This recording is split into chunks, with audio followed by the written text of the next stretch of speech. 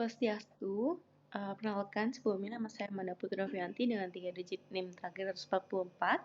Saya selaku perwakilan dari SGDB 2 akan memulai presentasi student project dari blok Forensic Medicine and Medical Legal dengan judul penentuan luka intravital. Untuk slide selanjutnya merupakan nama-nama anggota dari SGDB 2.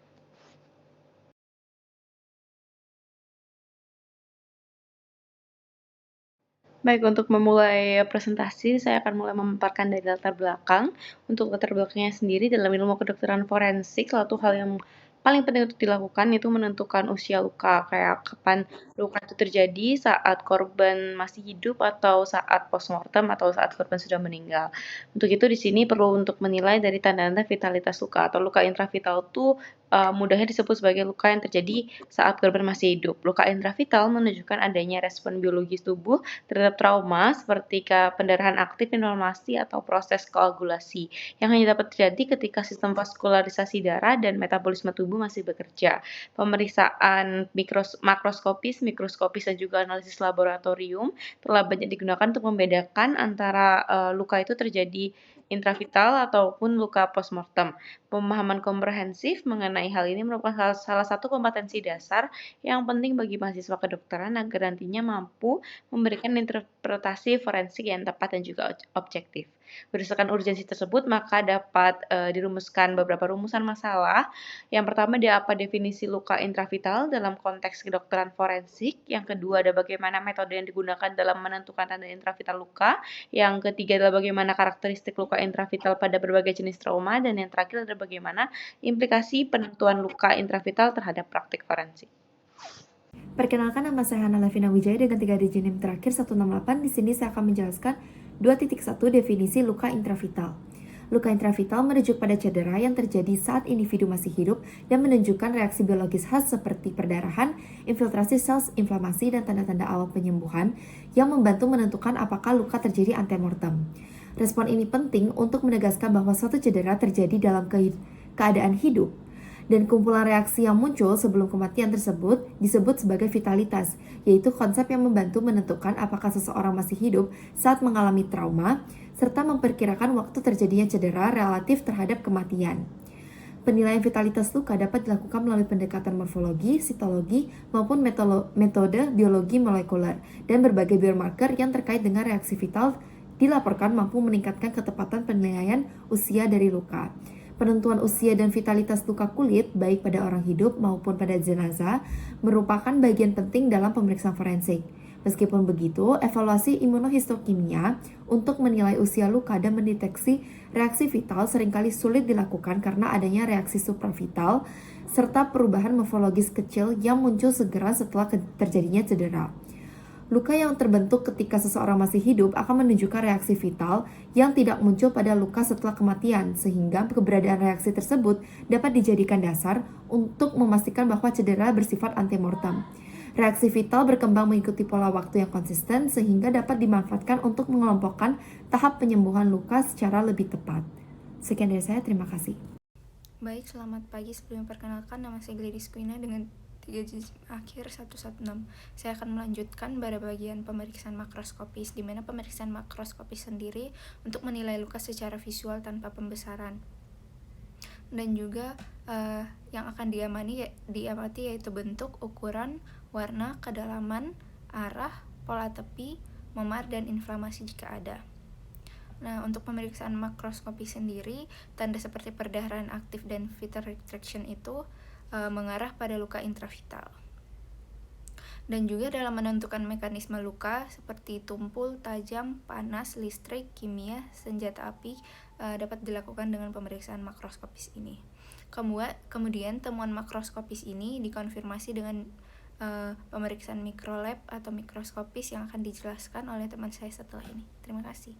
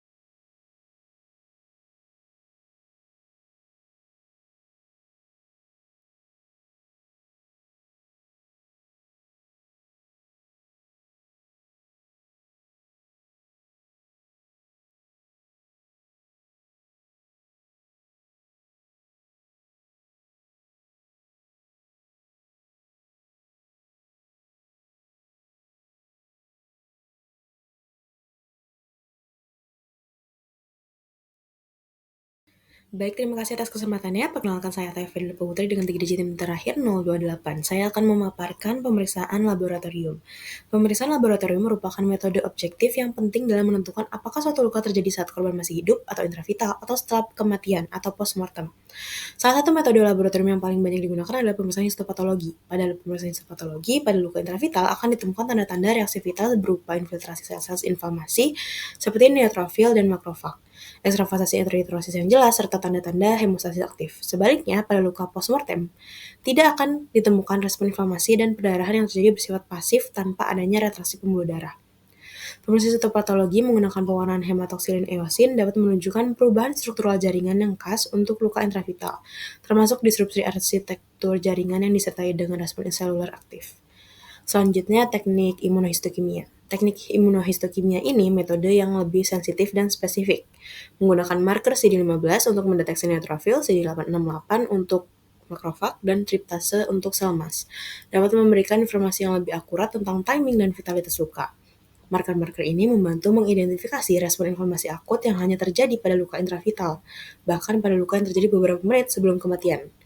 Studi ini juga menemukan bahwa ekspresi fibronektin dan vitronektin pada tepi luka dapat menjadi indikator reaksi vital yang reliable, dengan sensitivitas mencapai 97% dan spesifisitas 92% dalam membedakan luka intravital dari postmortem.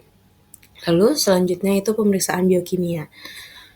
Analisis kadar histamin, serotonin, dan sitokin proinflamasi seperti interleukin 6 dan TNF-alfa menggunakan ELISA menunjukkan kadar signifikan lebih tinggi pada luka intravital dibandingkan postmortem. Kombinasi pemeriksaan sitokin dengan histopatologi meningkatkan akurasi diagnosis hingga 95%, memberikan bukti objektif kuat untuk kepentingan medico-legal. Lalu selanjutnya yaitu pemeriksaan teknik molekular modern seperti analisis ekspresi gen dan proteomik juga mulai diterapkan dalam forensik untuk penentuan luka intravital. Teknik RT-PCR untuk menganalisis ekspresi gen COX-2, INOS, FEGF, dan interleukin 1 beta menunjukkan peningkatan signifikan pada luka intravital dalam 30 menit hingga beberapa jam setelah trauma. Analisis molekuler sangat sensitif untuk mendeteksi reaksi vital pada periode perimortem singkat yang mungkin tidak terdeteksi metode konvensional. Lalu pemeriksaan yang terakhir yaitu pemeriksaan elektrolit dan enzim. Kadar kalium, natrium, dan kalsium pada jaringan luka dapat berubah karakteristiknya pada luka intravital akibat aktivitas pompa ion dan perubahan permeabilitas membran. Aktivitas enzim laktat dehidrogenase dan kreatin kinase dapat menilai viabilitas jaringan saat trauma. Kombinasi metode laboratorium ini memberikan pendekatan komprehensif dan objektif dalam penentuan vitalitas luka untuk investigasi kasus forensik. Mungkin sekian dari saya, terima kasih. Baik, perkenalkan nama saya Dewa Madina dan Kaputri dengan 3 digit yang terakhir 253. Di sini saya akan menjelaskan mengenai karakteristik luka intravital, yakni luka tumpul atau blunt force injury. Luka tumpul merupakan luka yang biasanya disebabkan langsung oleh objek yang tumpul ke tubuh. Luka ini biasanya didapatkan dari kecelakaan lalu lintas, kecelakaan saat olahraga, dan bahkan bisa terjadi pada lansia karena adanya kelemahan. Luka ini pada umumnya terbagi menjadi memar, abrasi atau lecet, laserasi, dan fraktur. Memar atau kontusio merupakan luka yang disebabkan oleh pecahnya pembuluh darah akibat tekanan yang disebabkan oleh objek tumpul. Pada kulit, luka ini awalnya ditandai dengan adanya perubahan warna tubuh menjadi kemerahan, kebiruan atau keunguan karena terdapat banyak hemoglobin di daerah seputan. Luka ini akan berubah menjadi warna kuning atau hijau jika waktu lukanya sudah lebih lama dan adanya proses penyembuhan oleh tubuh. Pada beberapa pemeriksaan forensik, memar dapat tidak langsung terbentuk setelah mengalami trauma sehingga pasien dapat diminta rawat inap semalam untuk observasi atau diminta datang esok hari untuk melakukan pemeriksaan ulang. Pada abrasi atau lecet, ini merupakan yang diakibatkan oleh luka tumpul intravital, itu biasanya jadi lapisan terluar dari kulit yang mengakibatkan lapisan tersebut hilang atau terangkat dan meninggalkan area yang terbuka dengan pendarahan yang minimal atau tanpa pendarahan sama sekali. Luka ini dapat membuat ciri khas seperti buana merah atau keunguan dan akan mengalami proses keropeng atau scab sehingga memberikan tampilan berwarna coklat kekuningan dan berkerak. Di lain sisi, abrasi postmortem dapat memberikan warna yang lebih coklat kekuningan seperti kertas perkamen yang menunjukkan tidak adanya aliran darah saat luka terjadi. Pada laserasi atau luka robek itu jadi akibat benturan tumpul dengan kekuatan yang cukup besar sehingga dapat merobek kulit dan meninggalkan utayan jaringan sukutan yang menjembatani luka atau bridging wound. Ciri khas luka ini itu meliputi tepi luka yang kasar disertai memar dan dasar luka yang robek tidak beraturan. Selain itu, pada luka dapat ditemukan serabut jaringan ikat, pembuluh darah kecil, folikel rambut yang disertai dengan pendarahan, dan terkadang luka robek dan luka iris itu terlihat sama sehingga beberapa orang memerlukan kaca pembesar untuk membedakannya. Lalu pada fraktur, ini merupakan luka tumpul yang terjadi akibat trauma tumpul yang cukup kuat untuk mematahkan tulang. Luka ini dapat menunjukkan reaksi vital seperti pendarahan aktif, hematoma, infiltrasi sel inflamasi, dan pembekakan. Luka ini dapat sembuh dalam proses pembentukan kalus dan remodeling tulang. Luka fraktur dapat dilakukan pemeriksaan secara mikroskopik untuk menentukan perkiraan usia fraktur dan waktu sejak cedera. Sekian dari saya, terima kasih. Baik, perkenalkan nama saya Madifa Abel Sastrawan dengan 3 digit terakhir 21. Di sini saya akan menjelaskan terkait luka tajam atau sharp force injury. Dari definisinya, luka tajam adalah luka akibat sisi tajam atau ujung runcing, misalnya dari benda seperti pisau cukur, pecahan kaca, paku, ataupun jarum yang memisahkan jaringan kulit secara bersih dan teratur. Adapun beberapa jenis dari luka tajam, yaitu yang pertama adalah luka iris atau vulnusisum. Ini merupakan luka dengan panjang lebih besar daripada kedalamannya, dengan tepi luka yang rapi dan halus. Kemudian, luka tajam yang kedua adalah luka tusuk atau vulnus punctum, dengan luka yang memiliki kedalaman yang lebih besar dibandingkan dengan lebar luka, yang biasanya terjadi akibat tusukan benda dengan ujung runcing. Dan yang terakhir adalah luka bacok atau vulnus cesum, di mana ini merupakan luka sayat besar dengan tepi kasar, biasanya akibat benturan benda tajam keras, di mana benda ini harus dilayangkan terlebih dahulu sebelum mengenai kulit ataupun badan. Adapun yang terakhir terkait ciri khas luka tajam, di mana luka tajam ini memiliki batas luka yang tegas, tepi rata tanpa robekan jaringan, dan warna dasar luka bervariasi tergantung kedalaman dan jaringan. Dan cara membedakan luka tajam dengan luka robek adalah luka tajam itu memiliki tampilan yang bersih tanpa memar yang meluas. Mungkin sekian yang bisa saya sampaikan, akan dilanjutkan oleh rekan saya. Terima kasih. Perkenalkan, nama saya Regina Floren dengan 3 digit terakhir 056. Di sini saya akan membahas mengenai karakteristik luka bakar intravital dan juga spasmalistik. Baik, pada luka bakar intravital dapat dikenali dari adanya reaksi inflamasi seperti hiperemi, edem, dan pembentukan vesikel berisi cairan serosa atau pus yang menunjukkan respon biologi sebelum kematian. Tanda-tanda ini penting untuk membedakan luka bakar yang terjadi saat korban masih hidup dari luka pasca mati yang tidak menunjukkan reaksi jaringan. Pada luka sengatan listrik, ciri khas seperti electrical mark atau jaw burn menunjukkan kontak langsung dengan sumber arus. Lesi ini tampak kering, berwarna keputihan atau kekuningan dengan tepi menonjol dan pusat mendalam. Adanya koagulasi jaringan, fraktur thermal pada stratum corneum, serta deposisi metal dari kabel listrik merupakan bukti kuat bahwa arus masuk saat korban masih hidup. Keduanya sama-sama memperlihatkan perubahan vital seperti perdarahan, jaringan mikro, dan inflamasi yang menjadi kunci dalam menentukan apakah luka terjadi sebelum kematian. Identifikasi yang tepat sangat penting untuk merekonstruksi peristiwa dan kepentingan mediko-legal. Baik, sebelumnya perkenalkan, saya Luputu Chandra Adlia Permana dengan 3 digit tim terakhir 112. Saya izin untuk menjelaskan terkait dengan luka intravial pada cedera kimia. Cedera kimia adalah kerusakan jaringan yang terjadi akibat paparan zat korosif seperti asam kuat, alkali oksidator, atau pelarut organik yang dapat menyebabkan destruksi jaringan melalui denaturasi protein maupun saponifikasi lemak. Paparan asam biasanya menghasilkan koagulatif nekrosis yang tampak sebagai permukaan keras, kering, dan berwarna kekuningan atau kecoklatan. Sebaliknya, paparan alkali cenderung menimbulkan liquefactive necrosis yang lebih dalam dan progresif, karena zat alkali mampu menembus jaringan secara lebih cepat. Pola kerusakan jaringan akibat agen kimia tersebut dapat membantu mengidentifikasi jenis bahan penyebab cedera, namun penilaian intravitalitas tetap memerlukan bukti reaksi biologis tubuh korban.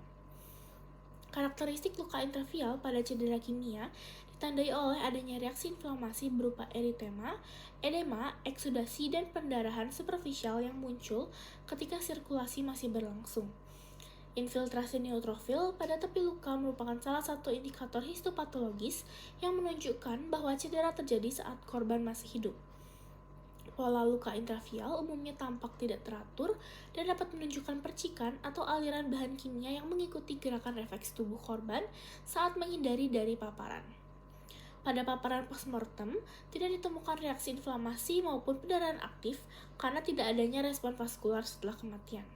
Dengan demikian, kombinasi temuan makroskopis, pola distribusi luka, dan pemeriksaan mikroskopis menjadi dasar utama untuk membedakan cedera kimia intravial dari cedera yang terjadi setelah kematian. Baik, saya izin untuk melanjutkan. Sebelumnya, perkenalkan nama saya Luputu Syahrani Annabella dengan 3 digit NIM terakhir 148. Luka senjata api atau firearm injury adalah luka tembak atau cedera penetrasi yang berasal dari senjata yang menggunakan mesiu untuk melontarkan proyektil. Senjata yang menggunakan mesiu mencakup pistol, senapan, dan gunshot. Cedera dari senjata bertenaga udara atau gas seperti airgun, BB gun, dan pellet gun tidak dianggap sebagai cedera senjata api karena jenis senjata tersebut tidak menggunakan muatan mesiu untuk menembakkan proyektil. Luka yang dihasilkan dapat berupa luka tembak masuk atau entrance wound, luka tembak keluar exit wound, maupun cedera non-proyektil seperti luka bakar dan luka lecet pada kulit. Kerusakan jaringan tubuh yang lebih berat juga dapat timbul apabila peluru mengenai bagian tubuh yang densitasnya lebih besar. Karakteristik morfologi luka seperti cincin abrasi, deposit jelaga, dan bentuk tepi luka menjadi indikator penting untuk menilai jarak tembak dan arah lintasan proyektil sehingga memiliki peran krusial dalam pemeriksaan forensik. Luka tembak dapat diklasifikasikan menjadi luka tembak masuk dan luka tembak keluar. Luka tembak masuk atau entrance wound terjadi ketika peluru masuk ke tubuh tapi tidak keluar, sedangkan luka tembak keluar atau exit wound terjadi ketika peluru menembus seluruh bagian tubuh.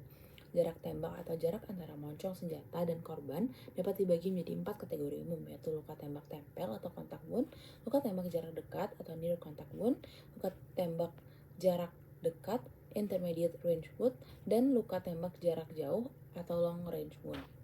Masing-masing kategori memiliki karakteristik khas yang dipengaruhi oleh peluru serta emisi yang menyertai dari moncong senjata. Keberadaan penghalang seperti pakaian dapat mengaruhi tampilan luka, sehingga penting untuk mempertahankan penghalang tersebut sebagai bukti dalam pemeriksaan forensik. Ukuran luka masuk tidak dapat dijadikan indikator untuk menentukan kaliber peluru karena adanya variasi elastisitas kulit dan struktur anatomis. Baik, perkenalkan nama saya Yanus Alfa Sugianto dengan 3 digit NIM terakhir 95. Saya izin melanjutkan untuk 2.4 implikasi penentuan luka intravital pada praktik forensik. Jadi dengan mengetahui kalau luka yang terjadi pada korban itu masih hidup atau setelah meninggal, itu kita bisa membedakan mana yang benar-benar merupakan tindak kekerasan dan juga mana yang hanya rekayasa. Dan ini bisa membantu penyidik dalam proses hukumnya. Selain itu, tanda-tanda intravital itu juga bisa membuat kita bisa menentukan urutan kejadian, luka mana yang datang terlebih dahulu dan mana yang sebenarnya berperan dalam kematiannya. Dari situ kita bisa menilai mekanisme dan juga cara kematian dengan lebih tepat. Selain dari itu, penilaian yang akurat memperkuat unsur pidana seperti kesenjangan atau penganiayaan dan membuat visum et repertumnya ini mempunyai nilai pembuktian yang lebih kuat akhirnya di pengadilan. Dengan metode yang benar, kita juga akhirnya bisa menghindari salah tafsir akibat yang bisa disebabkan oleh pembusukan atau artefak postmortem. Semua ini akhirnya secara menyeluruh itu membantu kita untuk rekonstruksi TKP secara lebih jelas dan juga untuk menjadi lebih bertanggung jawab. Baik, perkenalkan saya Parisa Tombo dari MH 227. Jadi simpulan dari seluruh presentasi ini adalah luka intravital merupakan suatu cedera yang terjadi saat individu masih hidup, yang ditentukan melalui keberadaan reaksi biologis khas seperti pendarahan, infiltrasi sel inflamasi, dan juga tanda-tanda awal dari penyembuhan. Keberadaan dan juga karakteristik luka intravital dapat ditentukan melalui suatu pemeriksaan makroskopis, mikroskopis, dan juga laboratorium. Karakteristik yang ditemukan dari luka intravital itu dapat membentuk suatu ciri khas untuk luka tumpul, luka tajam, luka bakar dan sengatan listrik, cedera kimia, dan juga luka senjata api. Nantinya, penentuan keberadaan dan juga karakteristik luka intravital itu penting karena dapat memberikan informasi mengenai aspek kriminal seperti membedakan antara penganiayaan dan juga rekayasa, aspek penyidikan seperti memberikan informasi untuk rekonstruksi urutan kejadian, dan juga aspek mediko-legal dengan memberikan informasi untuk menentukan mekanisme kematian dan juga kredibilitas visum. saran untuk kedepannya adalah karena penentuan luka intravital ini memiliki peran yang sangat penting dalam praktek forensik, sehingga tenaga kerja medis seperti dokter harus jeli dalam mengidentifikasi dan juga menganalisis keberadaan dari luka intravital ini. Apabila analisis ini dilakukan dengan baik, analisis ini dapat menjadi suatu alat bukti yang kredibel seperti visum et repertum dan dapat membantu pasien dalam aspek mediko-legal dan juga aspek kriminal dan aspek-aspek lainnya. Oleh karena itu, melakukan penentuan dan juga klasifikasi dari luka intravital yang baik itu harus dilakukan dan diperhatikan dengan baik. Mungkin sekian dari SGDB 2. Apabila ada yang salah, mohon maaf dan terima kasih.